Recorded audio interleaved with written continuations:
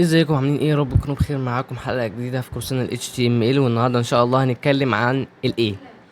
مش ال A بتاع الحروف الانجليزي، لا، يعني ال A ده ال element اللي هو التاج A، يعني اللي هو ال element A، عشان بس ما خيالتك ما تروحش في حتة تانية.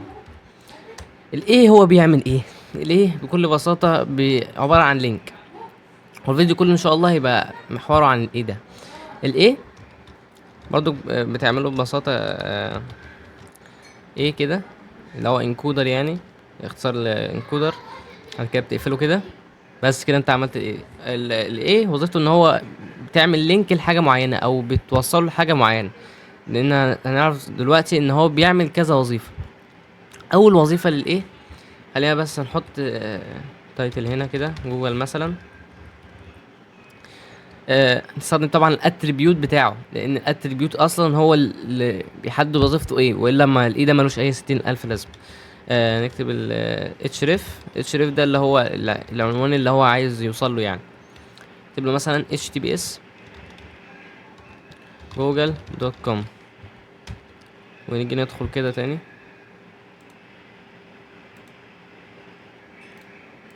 ونيجي ندخل كده هتلاقي بقى جاب لك لينك كده، وهتلاقيه يعني شكله مميز، يعني شكله هتلاقيه لونه طبيعي، بيبقى لونه ازرق وكده، بس أنا عشان دوست عليه قبل كده، فهو عشان بقى لونه بنفسجي. هو طبيعي بيبقى لونه ازرق يعني، ويبقى تحتيه خط كده. انت تدوس هيفتح لك جوجل. دي احد وظائف ال ايه. ممكن بدل ما انت تعمل كده، تعمل تايتل جوجل، قوم قافله على طول.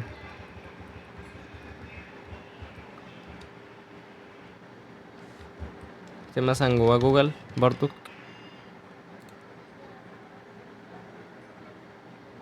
بس انت هنا التايتل ده بيعمل ايه؟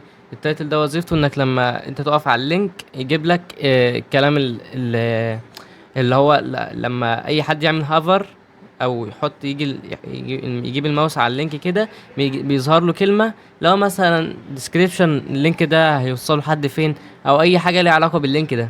دي وظيفة التايتل. برضو ده اتريبيوت مهم جدا لو انت تعمل مثلا موقع ولا حاجة لحد، او هتشتغل في مشروع، فحاجة زي كده ممكن تحتاجها، هتبقى مميزة يعني نوعا ما. في اللي هو التارجت برضو، في عندنا الاتريبيوت بتاع التارجت بلانك. ايه هو التارجت بلانك دلوقتي؟ خلينا بس ندوس كده. التارجت بلانك بكل بساطة بيفتح اللينك في صفحة تانية. احنا كنا قبل كده من غير التارجت بلانك ده، يعني احنا لو شلنا التارجت بلانك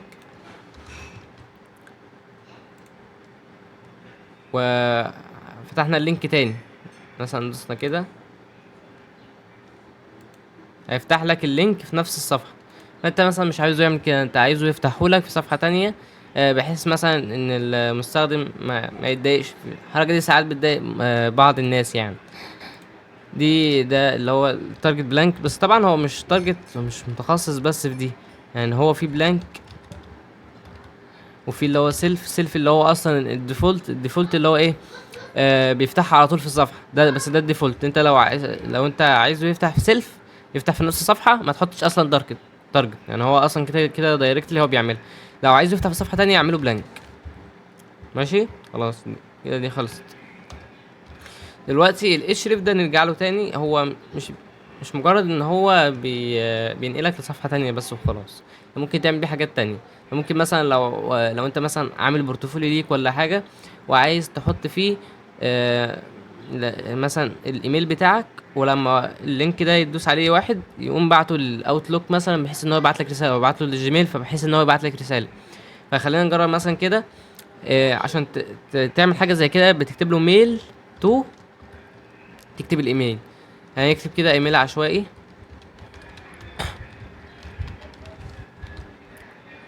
ده الايميل اللي احنا هنحطه. طبعا بقى انت بتغير كلمة جوجل دي، يعني أكيد مش هتحط له جوجل يعني. نضرب مثال بس مش اكتر. اول لما تدوس عليه هتلاقيه بيفتح لك الملفات، اي التطبيقات اللي عندك، بحيث انك تستخدمها، بحيث انك تبعت ملف او اي حاجة. هتلاقي من ضمن البرامج دي الاوتلوك. طبعا انت لو عملت كده هتلاقي ميل تو الايميل اللي انت حطيته. فده مثال على ازاي تعمل حاجه زي كده يعني. ممكن يبقى تليفون، رقم تليفون عادي اهو اهو.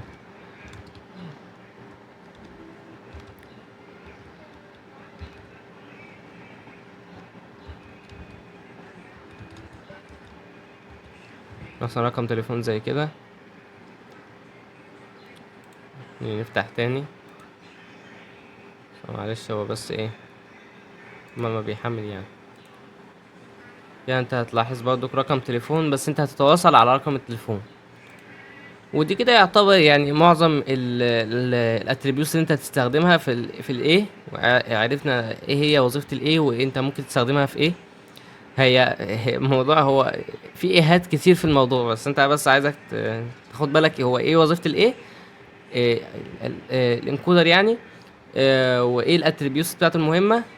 حاول تراجع الفيديو ده كتير عشان انت هتحتاجه بعد كده في المشاريع اللي احنا هنبدأ ان شاء الله نعملها. هنحتاجه كتير بحيث انك هتنتقل بقى الملفات تانية وكده. فانت هتحتاج حاجة زي كده. متنساش تعمل لايك وسبسكرايب وشير. السلام عليكم ورحمة الله.